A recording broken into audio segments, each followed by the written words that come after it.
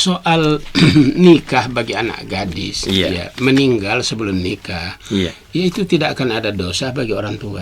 Oh begitu. Ya, Pak Kiai. dan juga tidak dosa bagi dia. Iya, iya. Semuanya orang mau kawin. Iya, iya. Ya, orang tua ingin mengawinkan anak. Iya, iya. Cuma iya. belum tercapai yang demikian itu sudah ajalnya datang. Iya, iya. Ya, tapi itu tidak ada dosa. Yang berdosa itu orang tua Iya. atau anak gadis itu sendiri. Kalau Bila ada orang sudah mau, iya.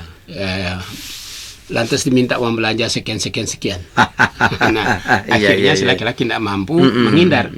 Nah, Nabi sudah mengatakan man ala thalatha banatin au akhawatin fa addabahunna wa asana ilaihinna fazawijuhunna falahul jannah. Iya, iya, Nah, iya. siapa punya anak gadis 2 atau 3, saudara perempuan yang gadis 2 atau 3, kewajiban mereka itu adalah mendidik mereka, mengajar mereka tentang kehidupan berumah tangga yang akan jadi tugas-tugasnya kelak. Iya, iya. Nah, baru kawinkanlah dia. Iya, iya, iya. Barulah orang tua itu akan masuk ke surga.